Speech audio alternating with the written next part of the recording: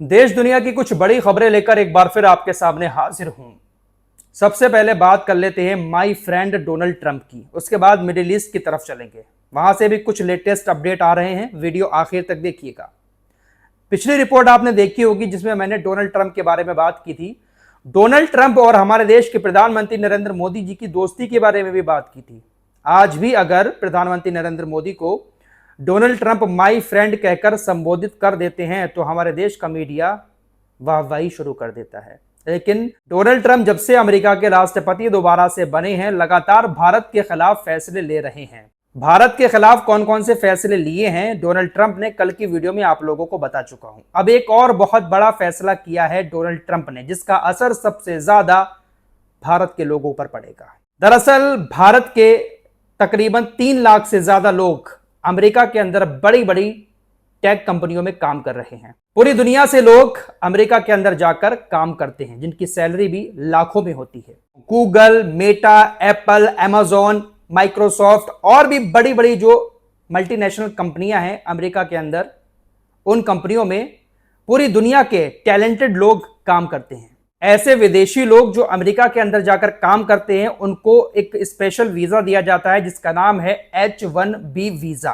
H1B visa उन लोगों को मिलता है जो लोग अमेरिका के अंदर जाकर बड़ी बड़ी कंपनीज में काम करते हैं। इस वीजा के कुछ नियम भी हैं। जो लोग अमेरिका के अंदर काम कर रहे हैं उनको हर साल या फिर 3 साल के अंदर अपने इस वीजा को रिन्यू कराना पड़ता है। जिन लोगों को लगातार अमेरिका के अंदर कंपनीज में जॉब करनी होती है, वो लोग अपने इस वीजे को रिन्यू करा लेते हैं। रिन्यू कराने के लिए तकरीबन 4 से 6 लाख रुपए का खर्च आता है।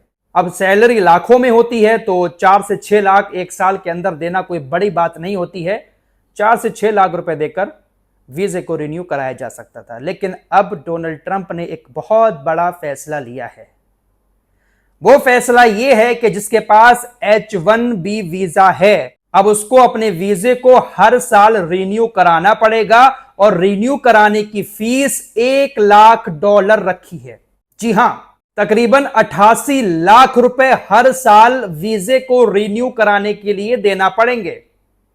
या जो लोग अब जाएंगे वहां पर जॉब करने, तो 88 लाख रुपए कंपनी को वीजा रिन्यू करने के लिए अब पे करने होंगे। जो अभी तक 4 से 6 लाख रुपए में हो रहा था, अब वो काम 88 लाख रुपए में होगा। थोड़ा सा और आसान भाषा में समझा दूं, अगर मैं किसी कंपनी में अमेरिका के अंदर जॉब कर रहा हूं तो मेरी कंपनी को अब 88 लाख रुपए सालाना अमेरिका की सरकार को देने होंगे अगर मुझसे अमेरिका की कंपनी काम करवाएगी। डोनाल्ड ट्रंप के इस फैसले का असर सबसे ज्यादा भारत के ऊपर इसलिए पड़ा है क्योंकि H1B वीजा अमेरिका ने जिन लोगों को दिया है उनमें से 71% भारतीय हैं। भारत के लोग बड़ी बड़ी अच्छी कंपनीज में अमेरिका के अंदर जॉब कर रहे हैं। तो क्या अब ये कंपनी 88 लाख रुपए सालाना एक एम्प्लॉय पर खर्च करेंगी? बहुत कम ऐसे लोग होंगे जिनको कंपनीज अपने यहां पर जॉब करने देंगी, वरना ज्यादातर लोगों की शायद अब छुट्टी हो जाएगी।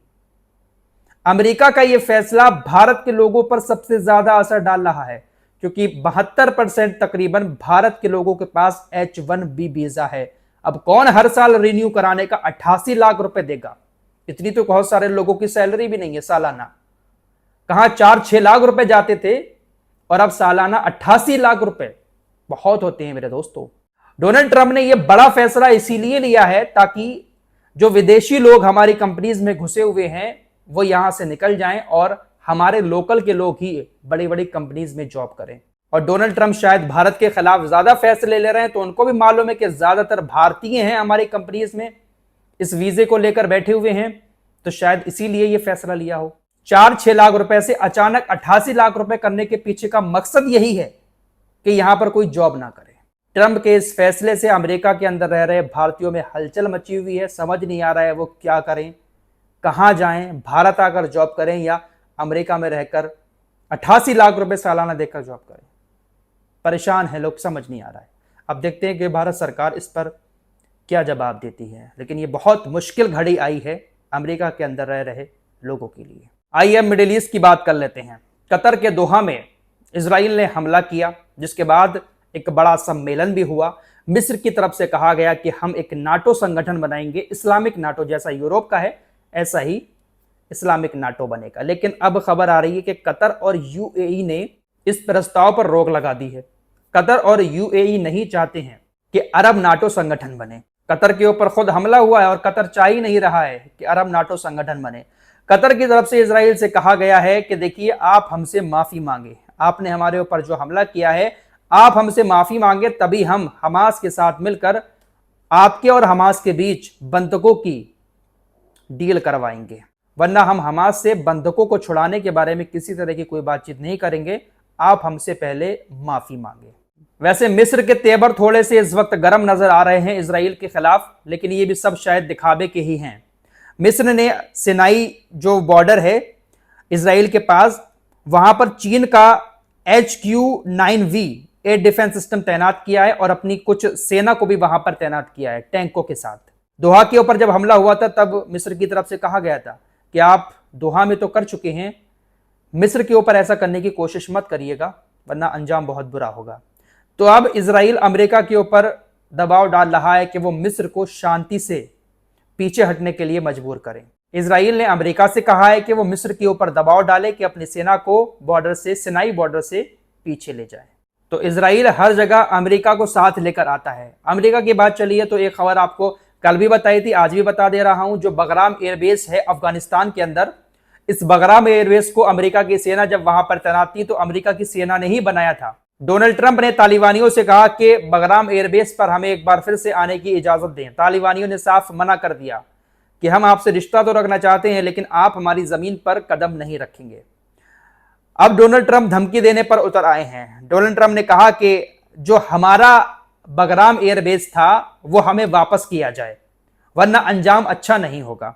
मतलब डोनाल्ड ट्रंप अफगानिस्तान को भी अब धमकी दे रहे हैं कि बगराम एयरबेस पर तैनात करवाओ, वरना हम आपके साथ भी गलत कर देंगे। मैं आपको बता चुका हूं, बगराम एयरबेस चाइना के बॉर्डर पर है, इसीलिए अमेरिका वहां पर अपनी सेना को भेजना चाहता है। अमेरिका का ऐसा मानना है कि बगराम एयरबेस से तकरीबन 1 घंटे की दूरी पर चाइना अपनी परमाणु मिसाइलें बनाता है, इसलिए उस पर नजर रखनी है। लेकिन तालिबानी अमेरिका को अपनी जमीन पर दोबारा से आने की इजाजत नहीं दे रहे हैं।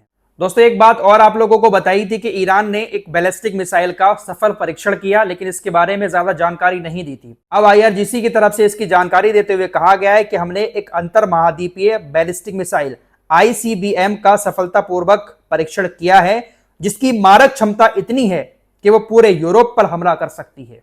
एक खतरनाक बैलिस्टिक मिसाइल का परीक्षण किया है ईरान ने। दोस्तों, मैं आप लोगों को बता चुका हूं कि संयुक्त राष्ट्र महासभा में अमेरिका ने फिलिस्तीन के राष्ट्रपति महमूद अब्बास को वीजा देने से इनकार कर दिया।